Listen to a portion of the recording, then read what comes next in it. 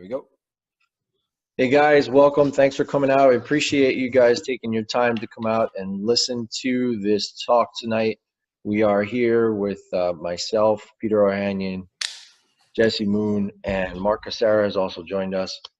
So we are going to talk to you guys a little bit more today about mindset training rather than so much about the bots itself. Because remember, we said that when we did these talks, it wasn't just going to be about the bots. It's going to be focused on things that are much more crucial and important to your life than just a bot. So with that being said, Jesse Moon, take it away. Hey, thanks for that, Peter. Welcome, everyone. Good morning, good afternoon, good evening, wherever in the world you're watching. Peter, myself, and Mark, we want to welcome you. We know we're taking time out of your busy day, taking time probably away from your family, but friends, that tells me a lot about you. It tells me a lot about your character. It tells me a lot about your goals. You are willing to take that 25, 30 minutes out of your day to get some valuable information that could actually, if implemented correctly in your life, will propel you forward to success that you're actually seeking. So I thank you, Peter. I know you thank them as well. I'll speak on your behalf, brother. But like Peter said, we're going to talk a little bit more about mindset today instead of cryptocurrency or the bots. We all know that everybody wants to earn. Everybody wants to learn a new skill set. Everybody wants to we're all chasing the same dream, guys, financial freedom. And I personally will tell you right now, the current economic system that America has today, it's not designed for anybody to know what financial freedom is. But let me tell you something about America. America is the land of opportunity. And one thing I feel, Peter, I don't know about you, especially being coming from Armenia, being your homeland, is it seems like as Americans, we take land of the free, the American dream. I feel the majority of Americans, either they don't know what it means or they take advantage of it and abuse it. That's why they usually don't get to the house with the white picket fence. That they struggle. 76% of Americans are living paycheck to paycheck. I feel people in other countries, Peter, they're dying to get to America, and there's a reason for it. We're sitting here with our negativity, our negative thoughts, putting other people down, criticizing people who's climbing that ladder of success, while other people are dying trying to get to the land of the free, the home of opportunities. I mean, what's your opinion on it, Peter, from coming from an Armenian background? Yeah, I mean, it's very different. It's not the same, obviously. But, you know, when you're talking about something like that, and, you know, back then, years ago, you know, 30, 40 years ago, Armenia was much more impoverished to an extent. And now it's actually become a pretty cool place to go. And can't wait to go there at one point with my family and head over there, because that'll be awesome. But yeah, I mean, the culture, everything is so ingrained over there, and the familiarity, it's a different kind of lifestyle than it is here. It's a lot more relaxed. It's not as busy. I mean, where you are, Jess, it's somewhat relaxed, although maybe not so crazy. But where I am in New York City, New Jersey, it's like go now or get lost, you know, kind of thing. So not to mention everybody's miserable up there during the wintertime. It only makes things worse. Even now it's crazy. It's only like 64 degrees. But at any rate, but yeah, I mean, it's a different way of life over there than it is over here. How about this, Peter? How about free enterprise capitalism? And other countries are suffering under socialism. I mean, would you agree with that terminology used for America, capitalism? Oh, most definitely. If we let's rewind a little bit back to World War II. Did you know, just speaking on veterans' behalfs, right after World War II, did you know 47% of veterans were entrepreneurs and created their own business? I think we got away from each town. They had to have a baker, they had to have a mechanic, they had to have the mailman, they had to have the restaurants, the convenience store, the paper man. They had to have these things. Somebody had to fulfill that duty, right? And it was entrepreneurs that created these jobs for people and started owning these business. Do you know right now today? You want to know how many veteran entrepreneurs there are? 7%. I was going to say 5, but okay. 7%. That's crazy. Like, what happened along the way? Something was lost, right? And I honestly believe that the way the education system, all right, think about this. During the Great Depression in 29? Mm-hmm. I think it was 1929 to 1932 or 31 or something like that. What happened was money became scarce, right? Mm-hmm. They started saving everything that they could, and they didn't want to let it go. I remember my grandmother used to keep her money in a bread bag and stick it in the freezer. She didn't want to stick it in the banks. But what happened was, remember that mindset. Mindset gets passed down from generation to generation. I teach my kids, you're going to teach your kids, they're going to teach their kids. Things are ingrained, embedded into us as we're children growing up. Just think about where our parents who taught us, where did they get their mindset from? And then where did their parents get it from? It's being passed down, that scarcity mindset from the Great Depression.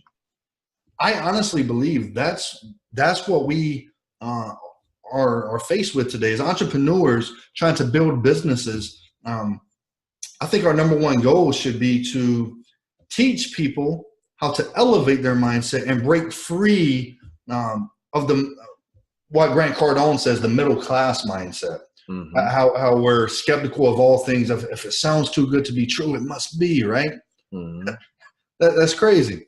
If it sounds too good to be true, it must be too good. I'm going to pass. And then you have other people, multi-deca millionaires. Richard Branson. He has a famous quote that says, if an opportunity arises and you're not sure about it, say yes, and then learn about it later. See, I think people are scared of failure, Peter. And everybody watching this, I believe the majority of people you're surrounded by are scared of failure. And then what happens when an opportunity comes across your desk or passes by you? It strikes your interest, right? And then you go and tell a person who you trust, your wife, your grandfather, your cousins, your brothers, your aunts, your uncles, your best friends, who are also in that scarcity mindset, that middle class mindset. What are they going to tell you? You're crazy. That's never going to work. That's impossible. Mm-hmm. What does that do? It shuts down your interest. Bam, they put that fire out. It was only a little spark and they put it out. Dumped a bucket of water on it. So what are you going to do? You're going to accept mediocrity for the rest of your life because you were scared. You were making a fear-based decision instead of a faith-based decision. Right. And that's what we need to think. There's two types of decisions, that fear-based and faith-based. Friends, you have to start trusting yourself and your own judgment. Do not let the opinions of others dictate your decision. What's your opinion about that? Do you feel that where do you feel that the fear is coming into play? Well, I think so many people actually go through failure one time. And then once they hit that point when they fail one time, some people will say, okay, let's go, let's do it again. I'll learn from this mistake. But other people will say, oh, I failed. Man, I'm no good.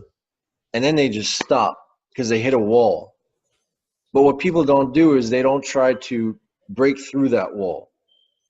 So instead of them trying to break through that wall, they literally stop.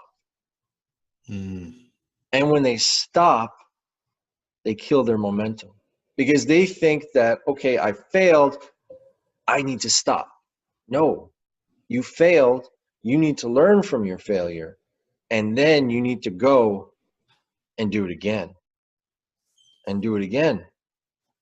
But people don't realize that. Some people, not everybody, but some people think that they're just going to hit a wall and just stop. I agree with you. I was actually having a conversation similar to that with my boys on the way to school today about failure. And did you? I mean, if you go back, you can Google search it now. But if you go back in history and look at all these different things that we use today, household products that we use today, you will see that most of them all begin in failure. Think about this. Formula 409. Everybody's familiar with the household cleaning product, Formula 409. The reason why it's called Formula 409 is because that was the formula that was actually successful. So he failed 408 times. Imagine if he would have stopped on the first one, or the fifth one, or the 400th one. Yep. He would have never reached and accomplished his goal. WD-40. Do you know what WD-40 is, right? It's the degreaser or the greaser, right? It stops rust. It stops the door hinges from squeaking. Right. Did you actually know that WD-40 was actually what they were trying to do was trying to get a degreaser, something to dry it up. However, this is what they came across and they stuck with it. And it took 40 tries. Did you know Viagra? Viagra was meant to be a heart medication. However, it kind of worked a different muscle. You see what I'm saying? So, as Zig Ziglar says, with each failure comes a seed of equal success. So, friends, you have to learn to embrace failure. And as a team builder, since we can all relate, we're all in network marketing or entrepreneurship, and we have to build these big teams, right? Let me tell you something. As an Army recruiter, when I first came in, I was an introvert. I didn't like talking to strangers. Being from the South, I'd be like, hey, how's everybody doing today? But I would not go up to a total stranger to have a conversation with them. And so it was something new to me. I had to leave my comfort zone. I'm sure many of you are familiar with that too. And you come in with the excuse, oh, that's not my personality. That's not what I do. But you want to know what made me uncomfortable? Is my mentor, my leader, David Hare. If you're watching this, I thank you, brother, for everything that you did for me. It has truly changed the direction my life has taken. This was back in 2007. He made me go and talk to every single person we saw, whether they were skinny, fat, disabled, it didn't matter. He said, you want to know why? He said, because that person may not be qualified for the military, but they know somebody who is. It's all about networking and connecting. That's what life is about, friends. Okay? And I was taught this song. He said, you need to learn to like being told no. So we use the 10% rule, right? So for every 10 people you talk to, one person will be interested. So you know the song "Row, Row, Row Your Boat," right? Right. No, no, no, no, no, no, no, no, no. Yes. No, no, no, no, no, no, no, no, no, no, no, no. Yes. And that would play in my mind every day. So now you tell me no, I get excited. I'm like, tell me no, because I know I'm closer to my yes. Right. So the more people that tell me no, the closer to the yes I am. Somebody's going to tell me yes. So we have to learn to embrace that. We have to learn to accept it. It has to become part of us. Remember, you might be an introvert now, but if you truly want something and you set big, audacious goals, you're going to get to it if you have that willpower. This is where you always hear people making these videos. What is your why? What is your why? Your why is your purpose. However, too many people walk around generalistic. They generalize everything. When you figure out your why, you have to be very specific with your why. Not general. Oh, I do it for my children. I want you to break it down a little bit deeper. I hope everyone, you're understanding. I hope you're taking notes, guys. I want you to break it down deeper. I challenge you to figure out exactly what your why is. Why do you get up in the morning? Why do you break your back at your job? Why? Peter, I'll tell you what, brother.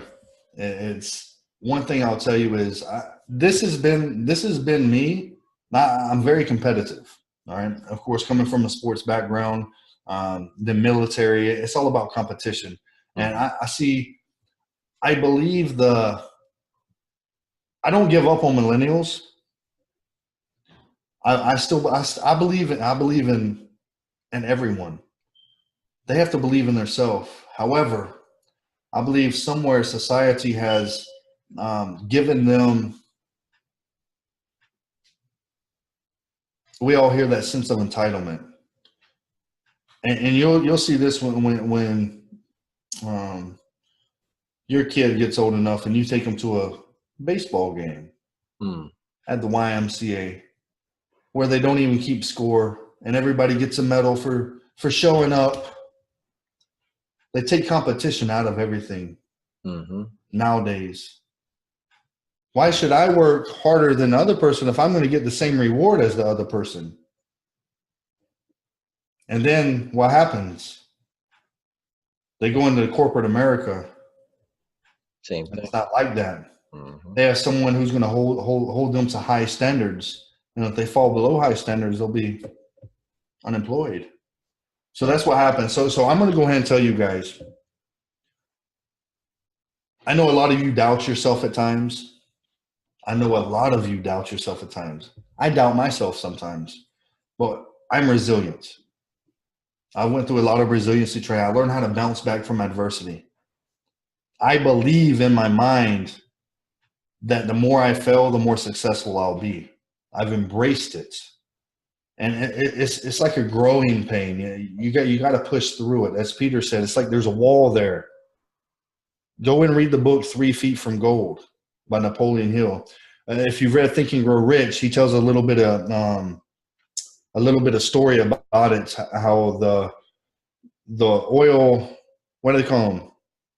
Diggers, miners, oil miner. I'm sorry, gold miners. Gold mines. Yeah. How he was drilling and his vein of gold dried up, and he was drilling around the area, and he couldn't find another gold vein, so he went and took all his gold mining equipment and sold it. Well, there was a farmer up the street saw. He went, bought the equipment, hired an inspector, came out inspecting the land, and the inspector found the gold vein 3 feet from where he stopped.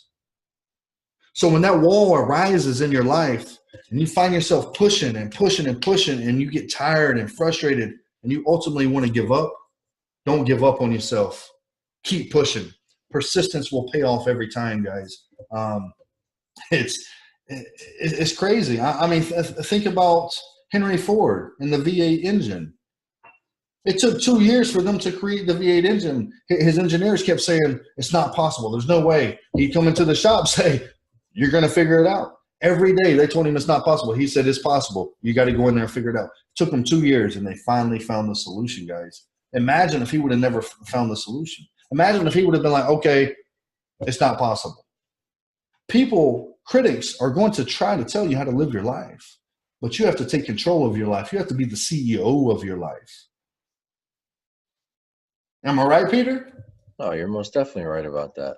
I think everybody has to be like that. Yeah, but everybody's not groomed that way. Everybody's not raised that way. Some people have to find that as they're adults, and we all know it's a lot harder to learn something as an adult. That's why it's critical that you find a great mentor and a great support system, a great team. Like Peter, you're building network marketing teams. You have motivational groups that you're building. You're trying to get people in there so they can always have that esprit de corps, that motivation. If they're feeling down throughout the day, they're having a bad day at their job, they can come to your group, watch one of your videos, my videos, somebody else, one of the other leaders in that group, watch a video and get that fire lit again. Stoke the fire a little bit. That way they can go back to their cubicle or whatever they're doing and just, give it their all.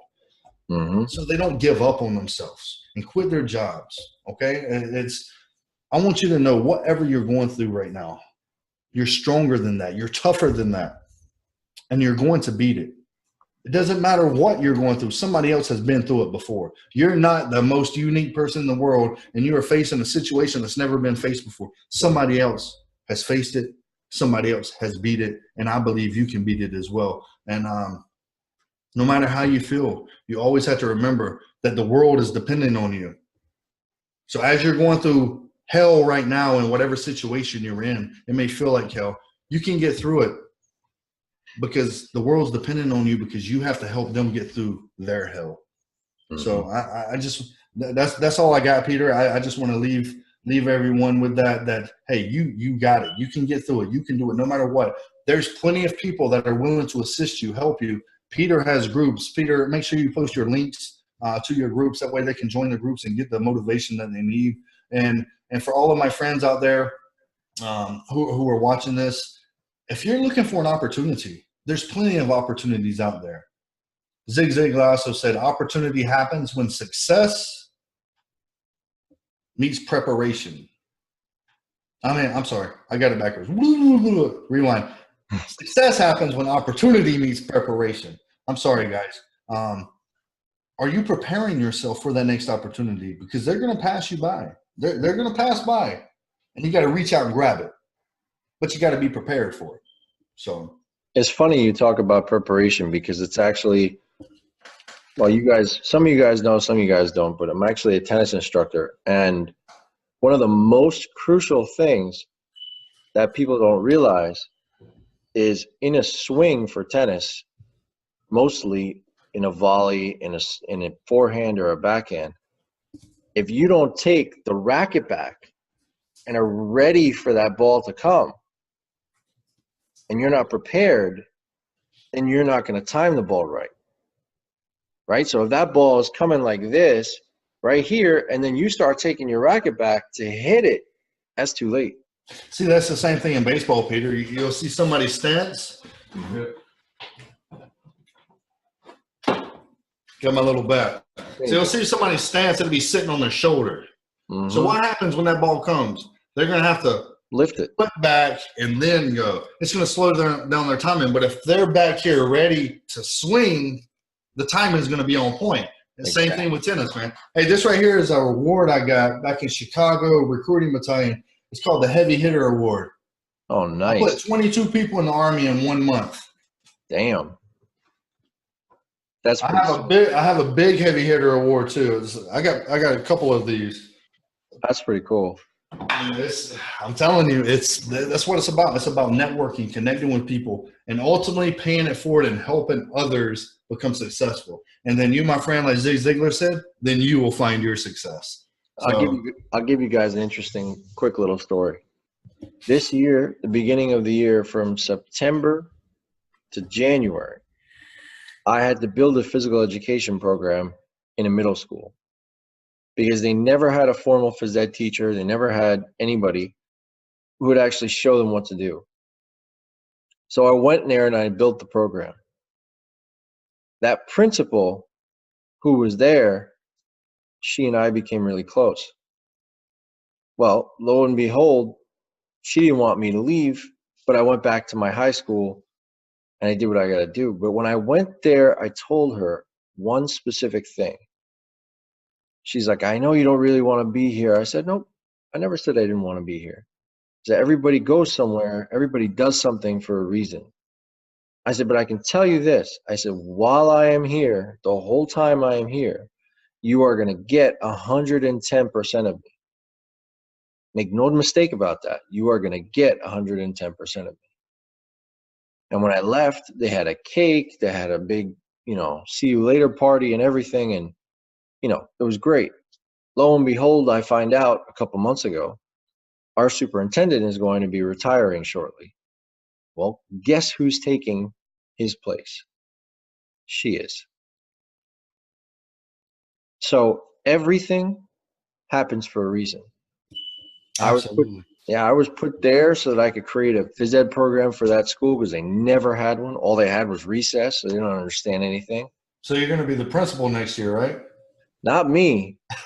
The person who was the principal at that school is going to be the superintendent of our whole district. No. What I'm saying is that there's one thing I truly believe is that it's not what you know, it's who you know, and the lasting impression you leave. And that's why networking is so important. Peter, you hit the nail on the head. And I used to do a lot of networking in Chicago because I planned on getting out of the Army back in 2012. So all I did was network. I mean, with senators, with chief of police. I mean, everybody, district attorneys, everybody. I was networking. Mm-hmm. I was like, I never know if I'm going to need a job. You know what I mean? But I still have those people as connections, right? Right. Because you develop that friendship. It starts as relationship. But Peter, tell me this: did you do it through email and text message, or did you do it face to face? Oh, everything's face to face. I'm telling you, like, it builds a little bit more trust and credibility. You can still build trust and credibility through email campaigns and stuff. It'll take a little bit longer, but you can still do it if your verbiage is right and you're actually authentic in your deliverance to that or delivery to that. But if you have somebody in your town, you're trying to build a networking team, and they're in your town, set up a lunch meeting with them. Set up a little coffee time. Go get some donuts or something like that. Face to face, it's going to build that trust, like, and credibility just a little bit faster. Mm-hmm. But Peter, you hit the nail on the head. That's huge, man, because that happens all the time. Like, you don't know who these people are. You don't know what they're going to become. And just like people you're networking with, you could be the next deca millionaire or billionaire. Guess what? What happens? You're going to be in a position of power to be able to help those people out, right? You're going to be able to pay it forward. One thing that I've been reading a lot about is because you have some millionaires that they're giving. They do presentations for free. They give back to the communities. And then you have others that are very frugal with their money. They're very selfish with it. And one thing I've known is that if you're a generous, giving person when you're broke, you're going to be a generous, giving person when you're rich. If you're mean and selfish when you're broke, you're going to be mean and selfish when you're rich.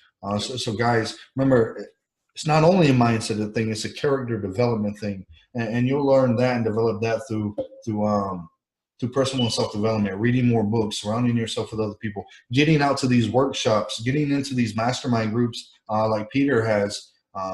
Like we do every Wednesday, we do this every Wednesday night. I'm sorry, Thursday night. We hold this recording.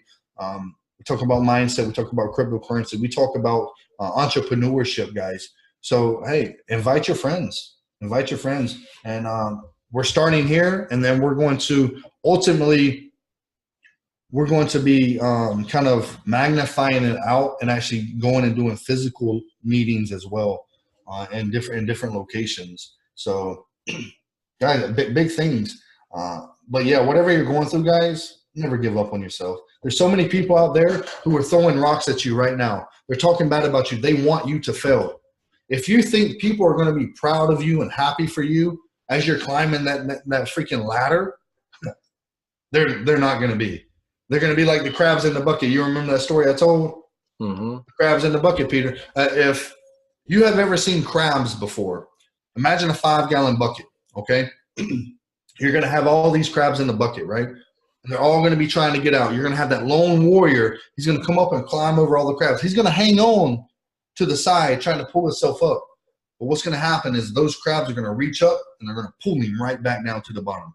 Because nobody wants to see you win, because guess what? When you win, it reminds them of how lazy and sorry they really are because they weren't willing to put the work in. And if you want success, you have to be willing to do what others aren't willing to do. You have to be willing to step outside of that comfort zone. You have to face your fears. You have to be willing to push those negative people that are currently in your life holding you back. You have to push them to the side. You don't have to get rid of them, but push them to the side and make a way. Okay, so if you have crabs in your life today, go ahead and get rid. I'm not talking about, crabs I'm not talking about, but they have treatment for that. But if you have crabs in your life, people pulling you down, you need to go out there and you need to, and my wife over here laughing, but you need to go out there and you need to get rid of them, surround yourself with the right people, guys.